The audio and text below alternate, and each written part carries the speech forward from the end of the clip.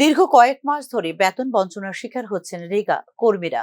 অবিলম্বে বেতন প্রদান করার দাবিতে পশ্চিম ত্রিপুরা জেলার জেলা শাসকের কাছে এবার ডেপুটেশন দিল রেগা কর্মীরা। বিগত কয়েক মাস ধরে তাদের কোনো বেতন প্রদান করা হচ্ছে না। দীর্ঘদিন ধরে চাকরি করে আসলেও চুক্তিবদ্ধ থেকে হচ্ছে না নিয়মিত করণও। বিশেষত সঠিক সময়ে বেতন না পেলে অত্যন্ত অসহায় অবস্থায় দিন কাটাতে হয় রেগা কর্মীদের বলে জানিয়েছেন তারা।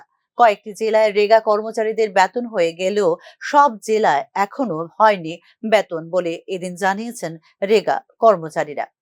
আজকে আমরা আসলে গত 2 মাস যাবৎ আমাদের সমস্ত স্তরের রেগা কর্মচারীরা বেতন পাচ্ছে না। উপরন্তু দেখা যাচ্ছে কাজের প্রেশার কম নাই। আমরা রাজ্যের 58টা ব্লকের মধ্যেই আমাদের ব্লক ডেভেলপমেন্ট অফিসারের কাছে আমরা ডেপুটেশন দিয়েছি আমাদের বেতনের জন্য এবং নিয়মিতকরণের জন্য। এবং আমরা 6টা জেলাতে অলরেডি আমাদের জেলা শাসকের নিকটে আমাদের দাবি দেওয়া নিয়ে আমরা ডেপুটেশন হয়ে গেছে। আজকে আমাদের সাউথ ত্রিপুরা এবং আমাদের খোয়াই ডিস্ট্রিক্ট আমাদের ডিএম স্যারের কাছে আমরা ডেপুটেশন দিতে যাচ্ছি যে আমাদের যে বেতন হচ্ছে না তার জন্য।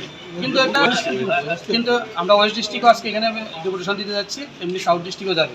কিন্তু একটা বিড়ম্বনার ব্যাপার হলো আমাদের 5টা জেলাতে আমাদের বেতন হয়ে গেছে, কিন্তু আমাদের নর্থ জেলা, খোয়াই জেলা এবং আমাদের ওয়েস্ট জেলা এই 3টা এবং ধলাই ডিস্ট্রিক্ট এই 4টা জেলাতে আমাদের বেতন হয়নি। তার জন্যই আমরা কেন কাজ করার পর আমরা কেন বেতন পাবো না, তার